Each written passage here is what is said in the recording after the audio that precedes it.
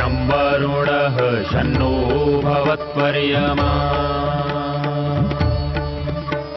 शन्न इन्द्रो बृहस्पतिः शन्नो विष्णुरुक्रमः ॐ शान्ति शान्ति शान्तिः।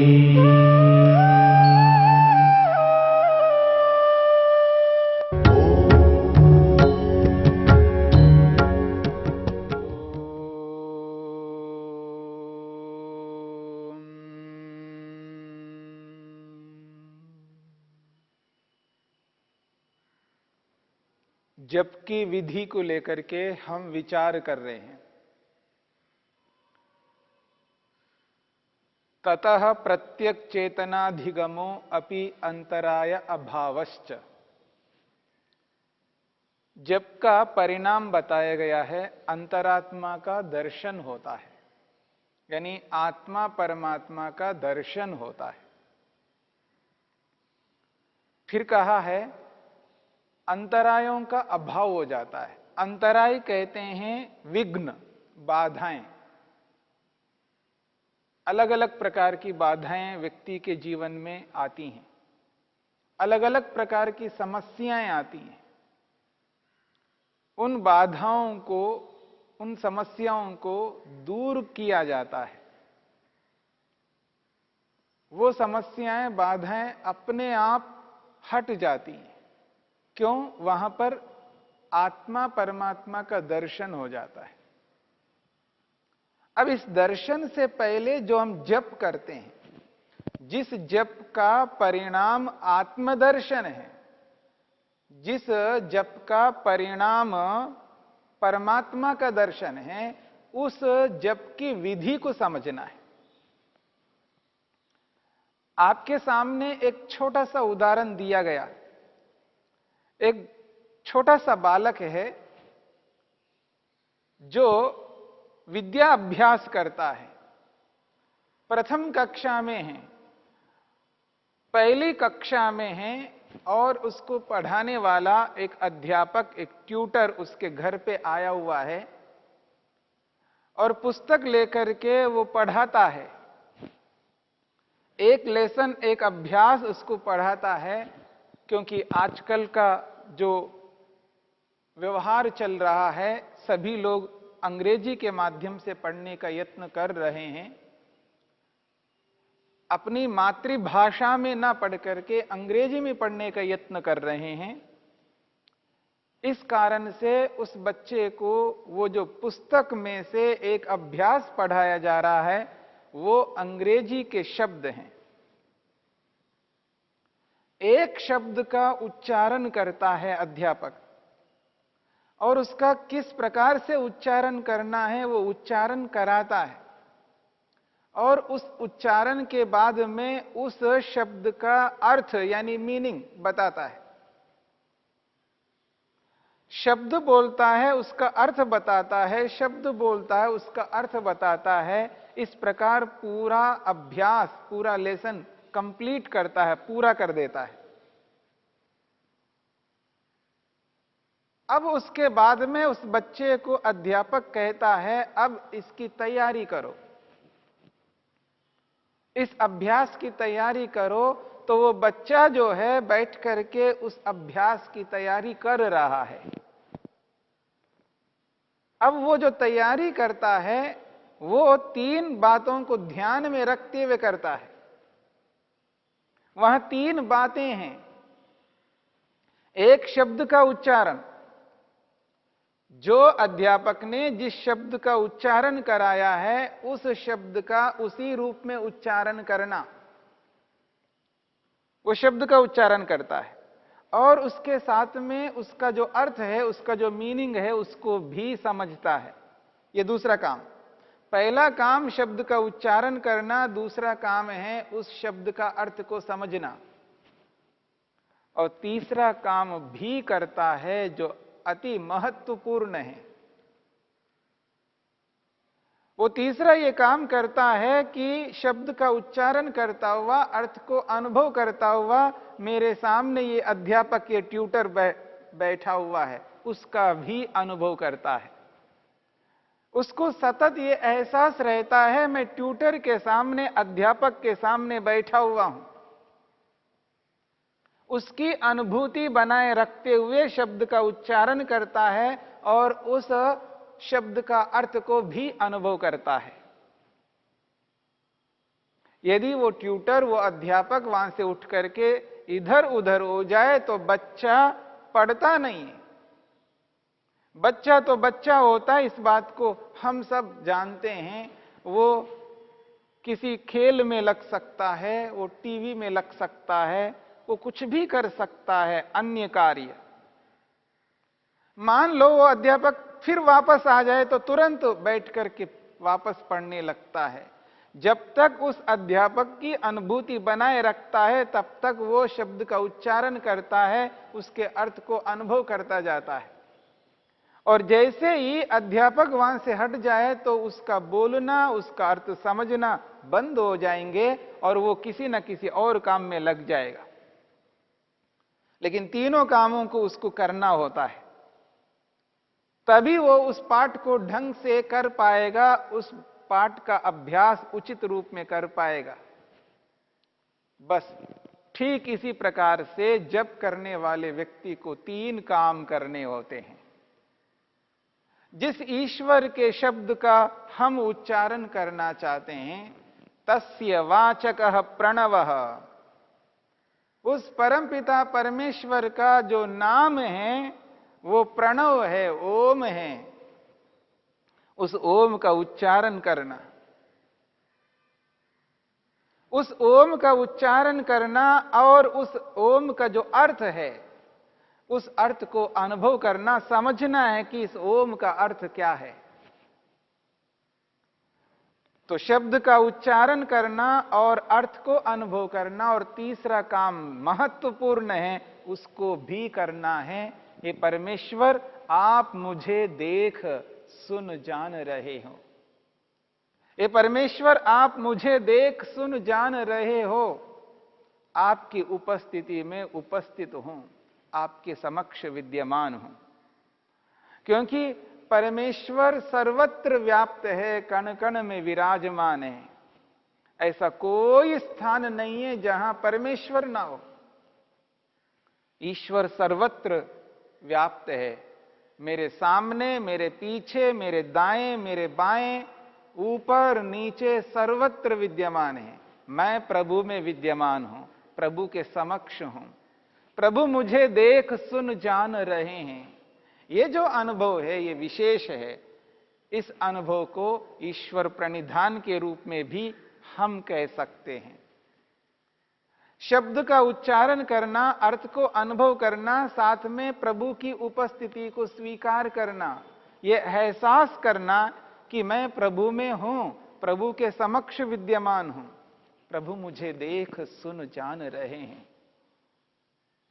मैं प्रभु की उपस्थिति में ही ये ध्यान कर रहा हूं, ये जप कर रहा हूं, ये भक्ति कर रहा हूं। जब तक ऐसी एहसास ना हो, ऐसी अनुभूति ना हो,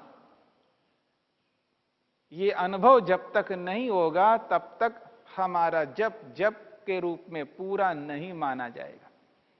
अधूरा जप नहीं करना, केवल शब्द का उच्चारण नहीं करना।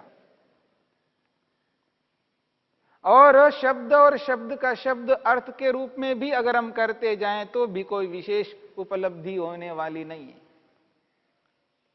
इसलिए प्रभु की उपस्थिति को स्वीकार करना, अपने आप को प्रभु के समक्ष एहसास करना है, तब जाकर के जप को पूरा माना जाएगा, जप पूर्ण माना जाएगा। हां, मैं जप को पूरा कर रहा हूं, पूर्ण रूप से कर रहा हूं, अधूरा नहीं कर रहा हूं। केवल शब्द का उच्चारण ही नहीं करना, केवल ओम ओम ओम करता नहीं रहना। ओम ओम तो करना तो कोई भी कर सकता है, लेकिन उस ओम शब्द के साथ अर्थ को समझना महत्वपूर्ण है। और उससे भी ज्यादा महत्व देता है प्रभु की उपस्थिति को स्वीकार करना।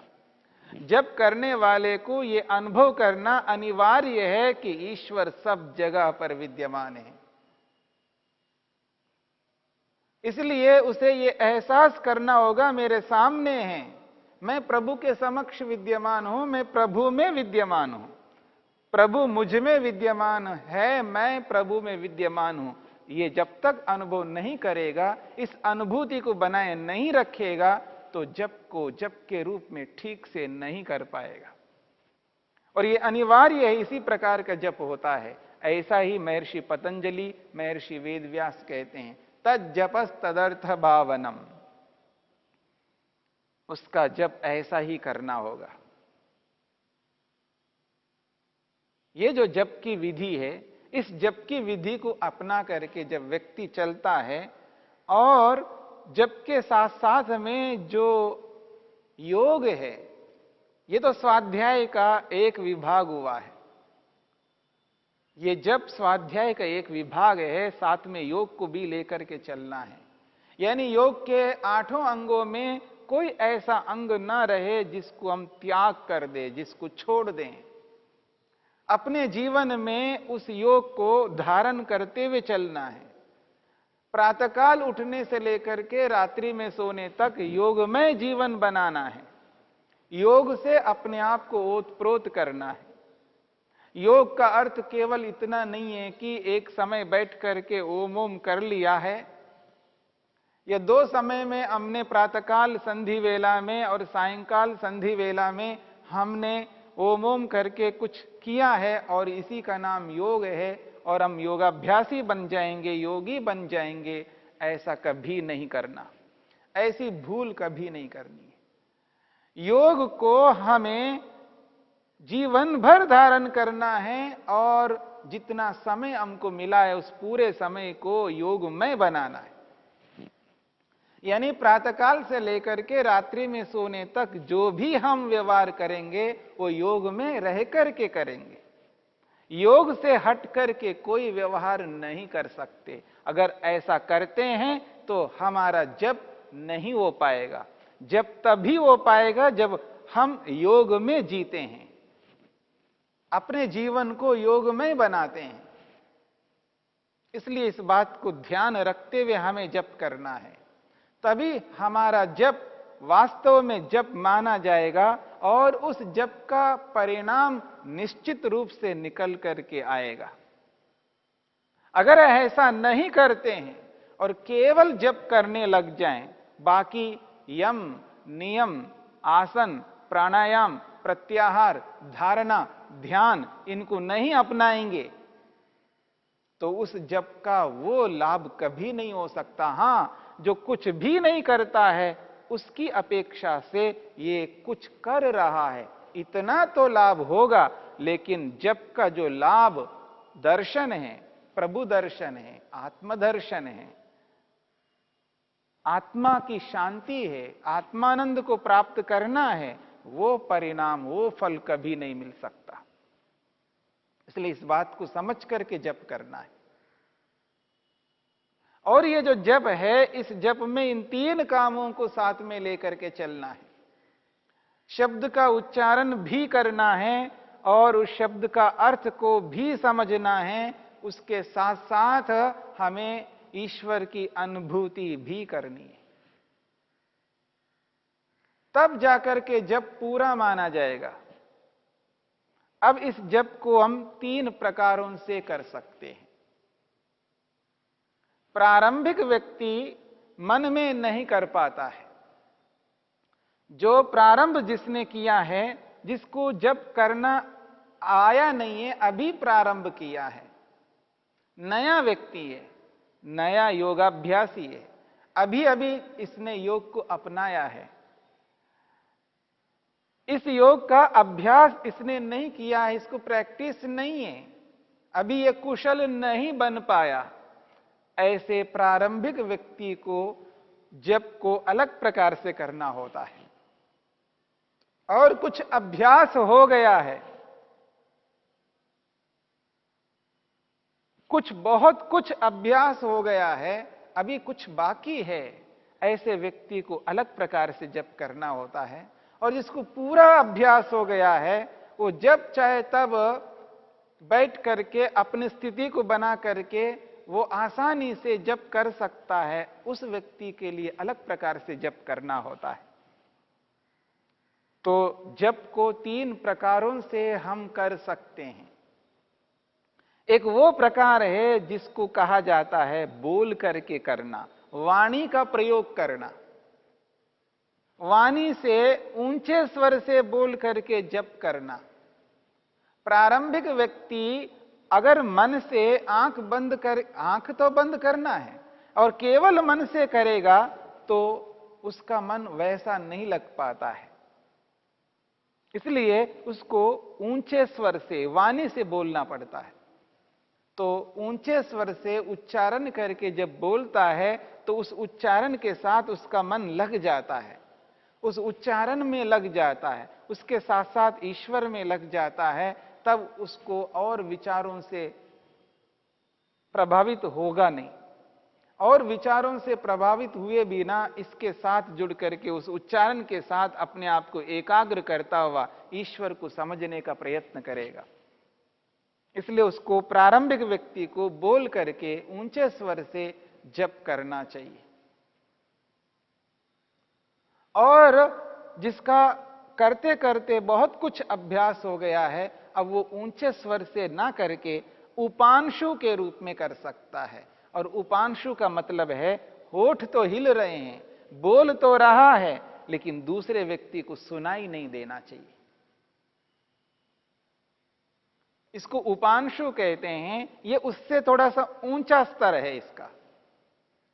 उसको बोल बोल करके, ऊंचे स्वर से बोल बोल करके इतना अभ्यास हो चुका है कि अब वो धीमी गति से, और इतनी धीमी गति से खुद को तो सुनाई दे रहा है पर दूसरे को सुनाई नहीं दे रहा है। दूसरों को केवल ये दिखाई दे सकता है कि इसके ओठ हिल रहे हैं, ओठ हिल रहे हैं, बोल रहा है, स्वयं को समझ में आ रहा है, लेकिन दूसरे को, बगल में बैठे हुए व्यक्ति को सुनाई भी नहीं दे रहा है।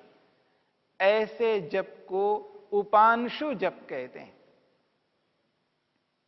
यह दूसरा प्रकार है। जप का तीसरा प्रकार है जो मन से किया जाता है, केवल मन में करना। अब ना बोलना है ऊंचे स्वर से, ना उपांशु करना है, बाहर की ओर से कोई शब्द नहीं करना है, यानी वाणी का नहीं प्रयोग करना है, बाह्य इंद्रिय का प्रयोग नहीं करना है, बस केवल मन से करना है, अंदर से करना है। इसका ऊंचा स्तर है। यह सबसे ऊंचा स्तर है जो मन से करना है। केवल यहां स्तरों में भेद है। प्रारंभिक व्यक्ति वाणी से ऊंचा स्वर से बोलेगा, जिसको करते करते बहुत कुछ अभ्यास हो गया है, वह व्यक्ति उपांशु यानी बहुत धीमी गति से बोलेगा। और जिसका बहुत कुछ अभ्यास हो गया है, अब उसको उपांशु करने की अपेक्षा नहीं है, वह व्यक्ति केवल मन से जप करेगा। तो इस प्रकार से जप को 3 प्रकारों से हम कर सकते हैं, संपन्न कर सकते हैं।